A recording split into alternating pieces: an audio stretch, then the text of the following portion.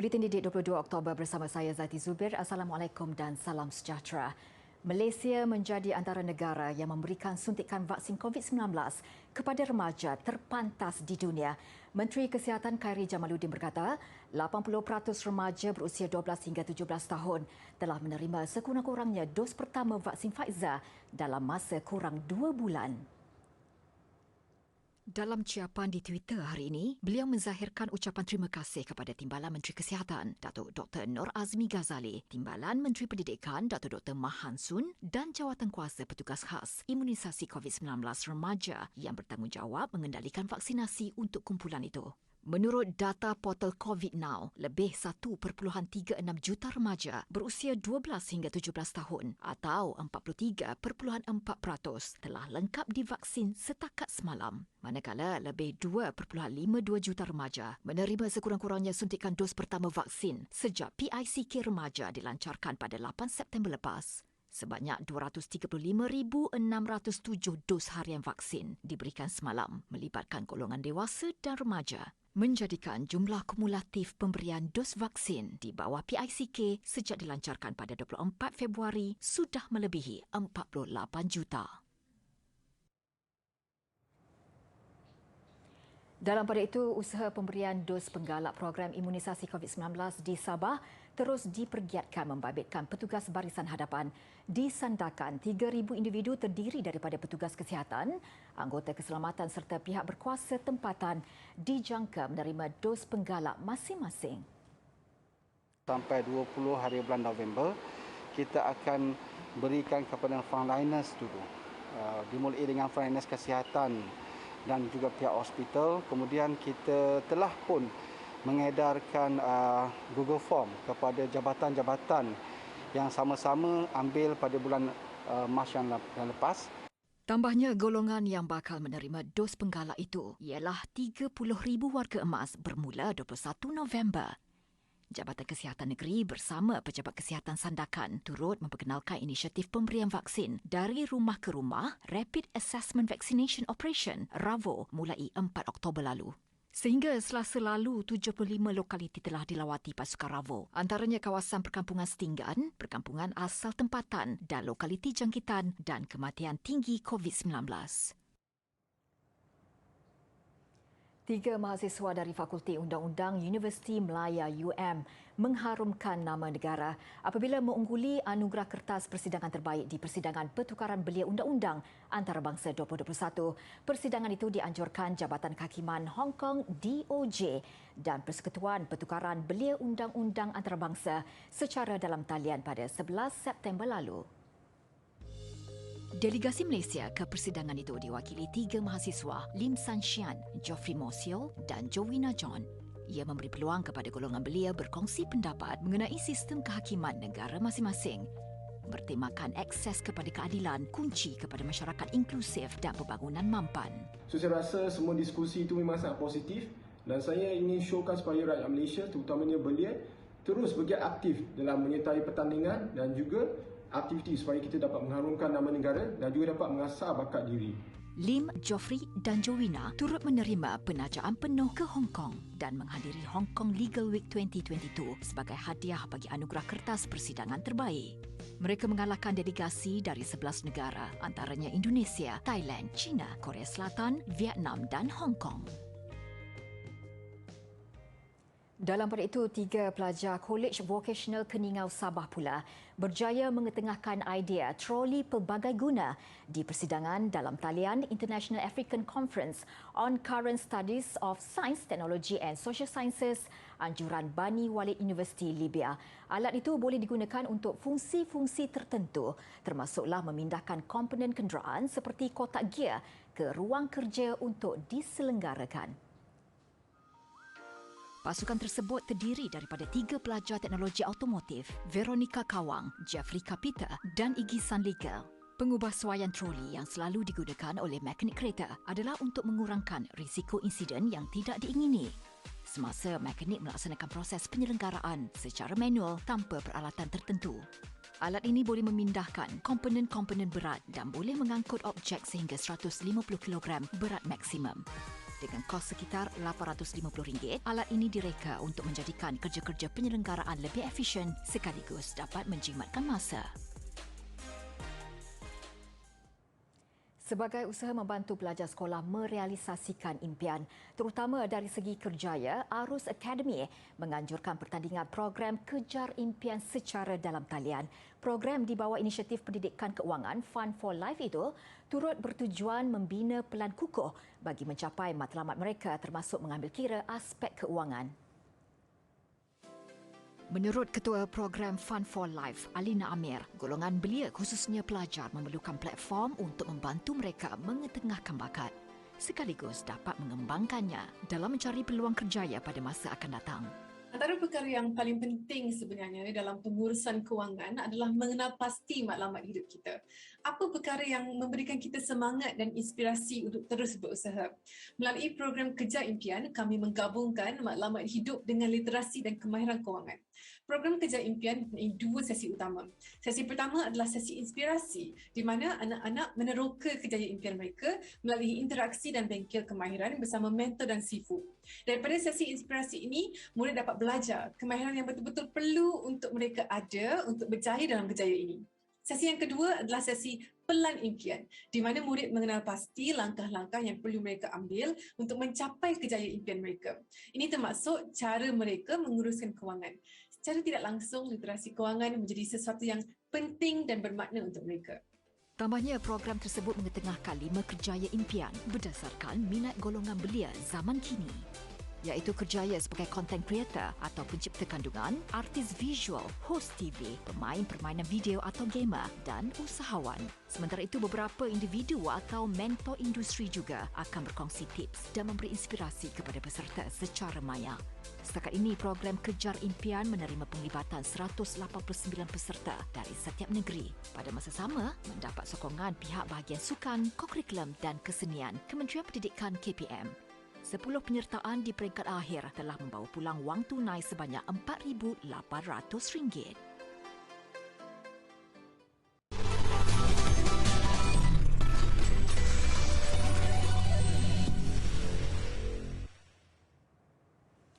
Dalam usaha menyemarakkan budaya serta aplikasi Sains, Teknologi dan Inovasi STI, Kementerian Sains, Teknologi dan Inovasi MOSTI memperkenalkan program Big Bang Astronomy selari dengan teras kelima Dasar Sains, Teknologi, Inovasi Negara 2021-2030. Inisiatif baru itu berperanan sebagai pencetus budaya celik STI sejak usia muda, sekaligus meningkatkan daya saing masyarakat. Untuk itu, dengan adanya semangat itu, kita sebenarnya bukan saja mempelopori satu kekuatan dalam pengetahuan dan juga minat kepada ruang angkasa, tetapi kita juga boleh memberikan minat awal supaya planetarium seperti ini dapat kita kunjungi. Bertemakan Women in Space, program itu diadakan sehingga 30 November depan di Planetarium Negara. 15 aktiviti yang dianjurkan mendapat sokongan 21 rakan strategik termasuk badan bukan kerajaan NGO, Institut Pengajian Tinggi, syarikat pemula serta penggiat astronomi. Ia termasuk pameran Maya Sri Kandi Angkasa yang memperkenalkan 13 astronomi wanita, siri bual bicara bersama pakar astronomi serta segmen khas untuk pelajar kurang upaya penglihatan dengan tema Space Insight.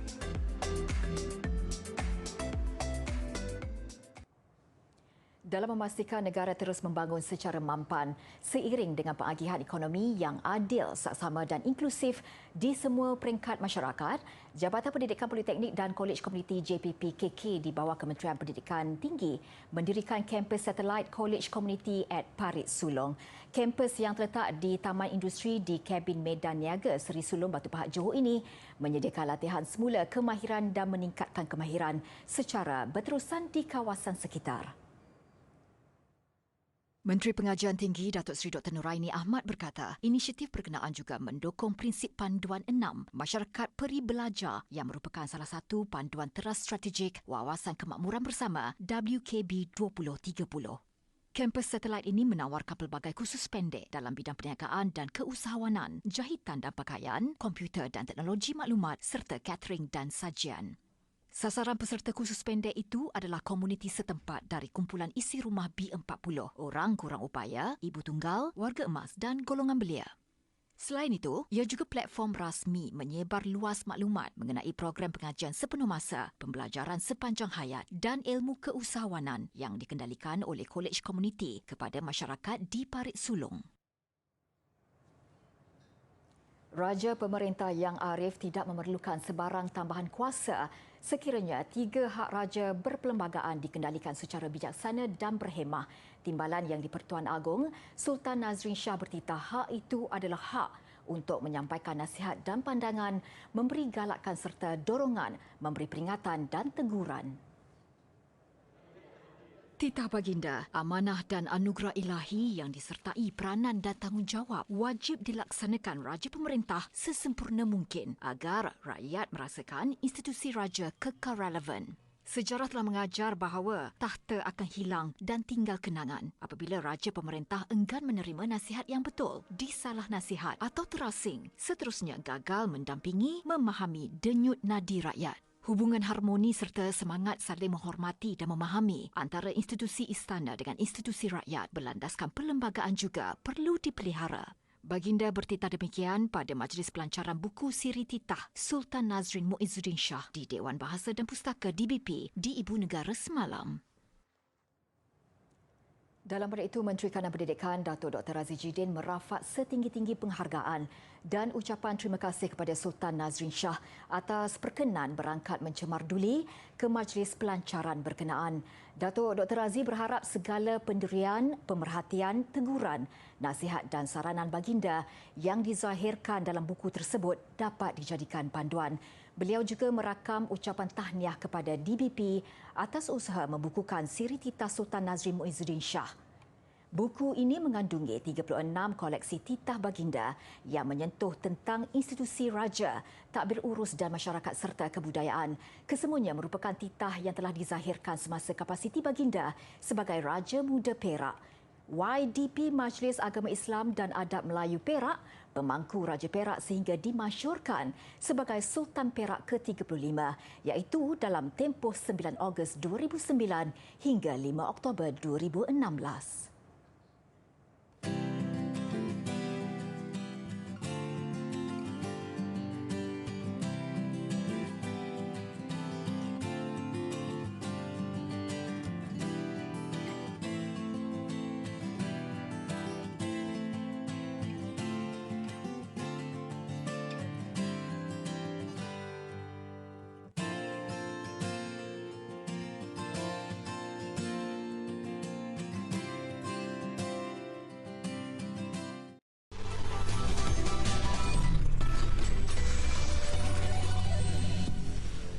Umum tahu populariti animasi atau anime yang sinonim dengan negara Jepun. Menyedari kekuatan dan lonjakan permintaan dalam industri berkenaan, Netflix membiayai sebuah akademi anime di Tokyo, Jepun dalam usaha melahirkan lebih ramai kartunis muda berbakat untuk keperluan masa hadapan. Ketika ini, Jepun difahamkan sedang mengalami kekurangan artis animasi berbakat. Sebahagian besarnya disebabkan gaji rendah yang tidak setimpal dengan kerja rumit dan waktu bekerja yang panjang. Ini mengakibatkan kerja-kerja tersebut banyak dilakukan oleh syarikat luar. Justru, gergasi penstriman Amerika Syarikat itu bertindak menawarkan latihan percuma kepada artis anime beserta sedikit peruntukan sebelum mereka melangkah ke alam pekerjaan. そういう話を聞いてるともう全然ウィットのアニメーター塾はお金もいただいてさらに研修も長く取ってもらっているのですごい勉強もさせてもらいつつちゃんとお金が出てる生活できるっていうところがなんか安心してこっち勉強しようみたいな感じになれるところがよかったっていうか。Lebih manis, mereka turut dibimbing tenaga pengajar berpengalaman termasuk Hitomi Tatino yang pernah bekerja untuk filem besar seperti Spirited Away dan Akira. 賃金が安く仕事もきつくなんとなく地位も低い早く原画になるならそこはスキップして原画になりたいって思ってる人が多いので動画を長くやろうっていう人がなかなか長続きしないしっていうののが続いてると思います。みんな早くスターになりたいって思うと思うんですけどね。Lebih 100 juta isi rumah di seluruh dunia menonton sekurang-kurangnya satu kandungan anime di Netflix dalam tempoh setahun berakhir September 2020. Jumlah itu melonjak 50% berbanding tahun sebelumnya. Netflix berharap akademi ini dapat membantu memberi masa depan lebih baik kepada kartunis Jepun untuk melebarkan sayap menerusi karya mereka. Apa rasanya berada pada ketinggian lebih 300 meter di udara? Itu yang dapat dialami sendiri pengunjung di tarikan terbaru di New York, Amerika Syarikat yang dibuka semalam. One Vanderbilt yang terletak di stesen kereta api ikonik Grand Central berdiri pada ketinggian 427 meter. Ia memuatkan sebuah dek observasi bernama Summit serta hasil seni yang dipasang oleh artis Kenzo Digital bernama Art. Pengunjung dibawa ke puncak bangunan menaiki lift Lucina dalam tempoh hanya 42 saat sebelum menikmati pemandangan kota New York di ruang yang dilengkapi kaca memberi rasa seolah-olah terapung di udara. Jika cuaca baik, mereka boleh menikmati pemandangan sejauh 100 km. Orang ramai boleh mengunjungi One Vanderbilt dengan tiket berharga $39 untuk dewasa dan $33 untuk kanak-kanak. Tahukah anda, apakah perkataan dalam bahasa Melayu untuk radio? Tertuang udara. Tertuang udara maksudnya radio. Mata-mata. Mata-mata maksudnya polis. Rumah pasung. Rumah pasung maksudnya balai polis atau tempat menahan orang salah. Rumah sakit. Rumah sakit maksudnya hospital. Kutubkhana. Kutubkhana maksudnya perpustakaan.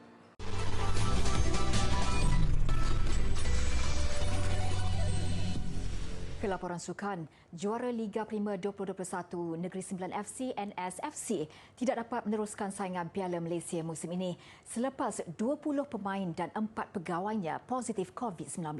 Perkara itu disahkan menerusi kenyataan rasmi NSFC hari ini dan semua yang terlibat sedang menjalani kuarantin di rumah. Situasi yang melanda NSFC kini dipantau selama 10 hari oleh pihak Kementerian Kesihatan Malaysia KKM. Memetik kenyataan yang dimuat naik dalam Facebook rasmi NSFC demi menjaga keselamatan semua pihak serta saranan doktor pasukan. NSFC memohon maaf kepada penyokong kerana situasi ini menyebabkan pasukan tidak dapat meneruskan baki saingan Piala Malaysia musim ini.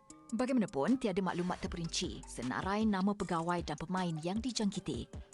Pada saingan bola sepak Piala Malaysia, NSFC berada dalam kumpulan C bersama Kedah Darul Aman, Melaka United dan Kelantan United. Selepas mengharungi 2 perlawanan, NSFC di tempat ketiga mengumpul 3 mata dan dijadual menentang Kedah Jumaat depan di Stadium Tuanku Abdul Rahman Paroi Negeri Sembilan. Liga Bola Sepak Malaysia MFL sebelum ini telah mengeluarkan peraturan tegas pasukan yang terjejas akibat COVID-19 akan disingkirkan bagi mengelakkan penundaan perlawanan. Sementara itu, MFL turut berkongsi rasa duka cita terhadap nasib menimpa juara Liga Perdana itu dan berdasarkan peraturan baru, kemenangan percuma akan diberikan kepada pasukan lawan sekiranya terdapat kes positif dalam mana-mana pasukan. Ini pun agak luar biasa di mana satu pasukan keseluruhan telah terjangkit COVID-19 ini. So, result 3-0 seperti mana yang telah dikeluarkan sebagai sekila pematuhan SOP kita akan menyebabkan semua perlawanan seterusnya Negeri Sembilan diberi 3-0 kepada pasukan lawan. 4 wakil negara beraksi pada suku akhir terbuka Denmark hari ini dan awal pagi esok. Mengetuai cabaran negara perseorangan lelaki ialah Lee Zijia, diiringi 2 beregu lelaki dan 1 beregu campuran. Saingan yang pasti sukar dengan lawan yang menanti adalah menentang pemain pilihan kejohanan. Gandingan muda Goh Zefi dan Nur Izzuddin Rumsani yang mencipta kejutan menewaskan pilihan ketujuh dari India, Satri Sairaj, Ranki Randy, Chirag Shetty pada pusingan kedua. Berdepan tugas getir apabila menentang pilihan keempat dari Indonesia, Fajar Alfian, Muhammad Rian Ardianto. Turut menghadapi halangan sukar beregu campuran Tan Kian Meng dan Lai Peijing.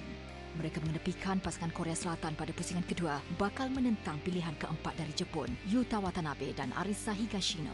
Pasti menjadi tumpuan pertemuan perseorangan utama negara Lee Zijia menundukkan pemain senior Liu Darren pada pusingan kedua. Zijia bakal ditentang pilihan kedua juga pemain handalan tuan rumah Victor Esselsen. Cuma gandingan profesional bergula lelaki Ong Yu Sing dan Theo Yi akan berdepan pemain bukan pilihan dari Jerman Mark Lemfers, Marvin Siddle. Pada pusingan kedua, Yu Sin dan Yi menewaskan pasangan dari Scotland, Alexander Dunn, Adam Holm. Turut jadi tumpuan di suku akhir hari ini, pertemuan pemain nombor 1 dunia Kento Momota dari Jepun yang akan ditentang pilihan ke-6 dari Indonesia, Jonathan Christie. Rekod 5 pertemuan kedua-dua pemain sebelum ini, Jonathan hanya menang sekali. Momota mara ke suku akhir selepas menepikan cabaran pemain India, Srikanth Kindambi. Ditentang sengit Srikanth pada set pertama sebelum Momota menang 23-21. Set kedua lebih mudah buat Momota yang langsung tidak memberi ruang buat lawannya untuk mencatat kemenangan 21-9. Sementara itu, kejutan berlaku dalam acara bergula lelaki. Juara Olimpik dari Taiwan, Li Yang Wang Qilin tersingkir apabila tumpas di tangan pasangan Jepun Takura Hoki Yugo Kobayashi. Selepas bertarung 40 minit, pemenang pingat emas Olimpik Jepun itu terpaksa akur dengan kekalahan 19-21, 17-21. Jika tadi kita saksikan bangunan tinggi yang baru dibuka di New York, saksikan pula Ain Dubai, roda observasi tertinggi di dunia yang dibuka secara rasmi semalam. Dengan itu, saya Zaiti Zubair, salam hormat dan kita jumpa lagi.